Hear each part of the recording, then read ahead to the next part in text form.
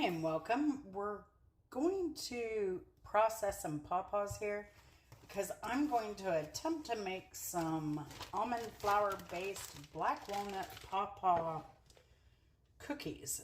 And I'm going to put some Splenda in that, I think, to keep them sugarless. But I want to show you how I do the processing here. And I think I came up with a fairly easy way. So I'm using a glass, I'm using a quart freezer bag here, and the pawpaws, of course, a spoon and a knife to cut the pawpaws. Doesn't even have to be sharp. You can use a butter knife for this. So I take my glass, I'm going to flip down my quart baggie here, and I'm just going to set it in here. And that'll hold quite a bit to start the processing. And then I take the pawpaw and hold on, I just recalled these aren't washed. Let me wash them real quick. All right, we're back. We're washed, dried, and ready to ride. So here's your pawpaw. Cut that around here. It's almost like a mango. And then I twist it just like a mango. And here we have the seedy side, and here we have less seeds. So I take my spoon and take everything right into the jar. Seeds and all. Try to get as much of that clean as you can. All that fruity goodness. Just going to put my skin to the side. And again, spoon that out. Sometimes some of the edge wants to come with it, but it gets most of it out with the spoon on the initial go. And then I always go and scrape out as much as I can. So, and you just keep going with this. I have quite a few. These are old. These are from the last 3 days. And pawpaws, you have to eat them or process them pretty quickly. That's why you never see them in the store. They go bad so quickly. That one came out a little wonky. I'm sorry. Oops. Counter's clean, of course. All right. And there we go. All right. So I'll be back in just a minute once I get a lot of this in the baggie. We have that done. I'll bring it a little closer here. Oops. One went overboard. So we take this off. Oh, I got a little overboard here too. So I take this off, and basically what I do is get the air out of here as much as you can. And then I just start squishing it like this. And the more you squish, the more, especially around the seeds, you'll see that pulp will start sliding off. Because it does like to cling to the pawpaw seed quite a bit. So, but this seems to work it off pretty quickly. And then basically what I do is I lay it flat after I've worked it a bit. Some of these you might have to work again a bit. And I do this part frequently. And you'll see why. So you want to just squeeze as much as you can to the bottom.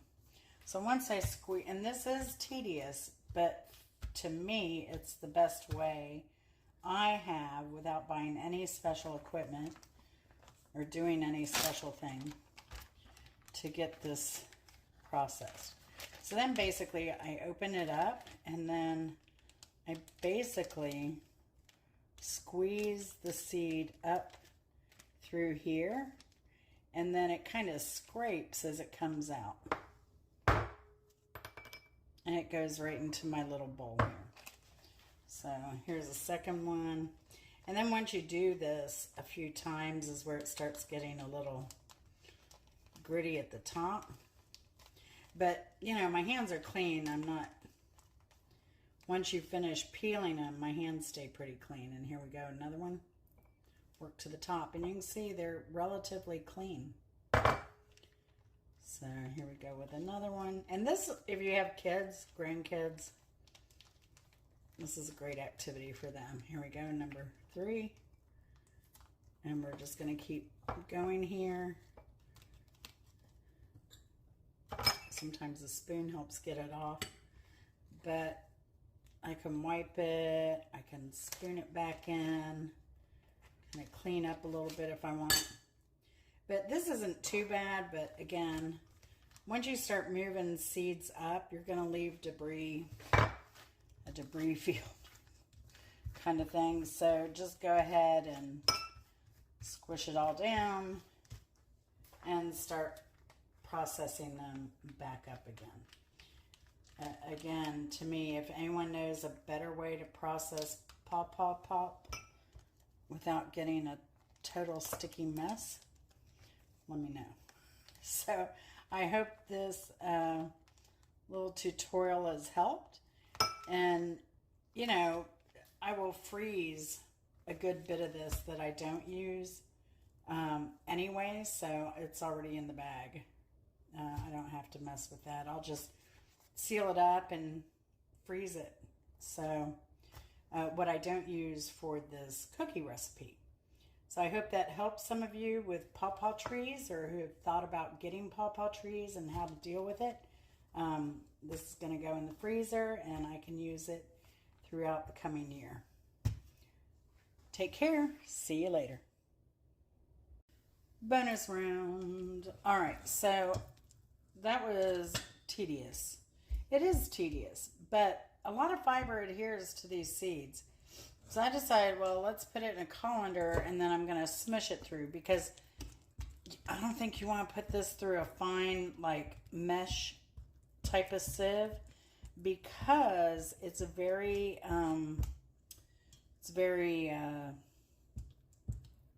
fibrous.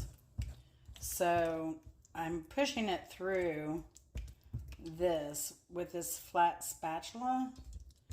And it's still very tedious. I have really bad wrist, so this was really kicking in the wrist pain pretty quickly here. Does it process it faster? It seems to. So I put the rest of the bag in here and just pushing it through,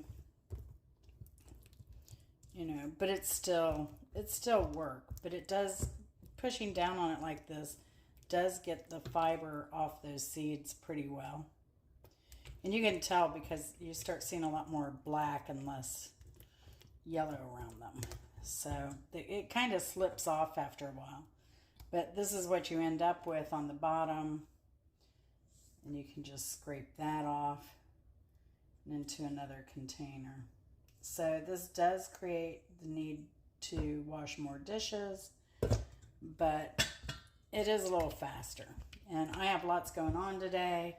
I'm filming a lot of videos for you. Tomato sauce, these pawpaw black walnut cookies, and I have some other processing to do. I gotta figure out what to do for dinner. So, 'tis my life. So I hope that helps some of you and gives you a little bit more idea of how tedious this is. But yeah, I'm looking forward to trying these cookies. Hopefully they turn out well. I'm kind of changing up a recipe to try and make it less sugar, more protein, and natural sugar from the pawpaw. So hope to see y'all later. Hope you enjoyed this little bonus. Double extra bonus. Okay, what I did was I ended up pulling out most of the seeds with the spoon and putting them in my little ramekin here. And then I accidentally took everything that was clean and put it right on top of my seeds. Because I'm kind of hurrying here. I have lots to do. But so what I did, anyway, I got as much as I could off the top, and I'm putting this back through. You can see even with that method, I'd have to do this anyway because a lot adheres to those seeds, a lot more than you think. So it just takes a while. The more you work it, the more that will come off. So, but that kind of has saved my wrist a little bit. So I appreciate that. So just thinking about any of you with arthritis out there. You might have arthritis in your fingers or your wrists like I do. So you just have to find something that works best for you to clean these if you're growing them. So you have to process them. They just don't last very long unless they're, you know, processed and frozen. So I'm just going to keep on with this, and y'all take it easy.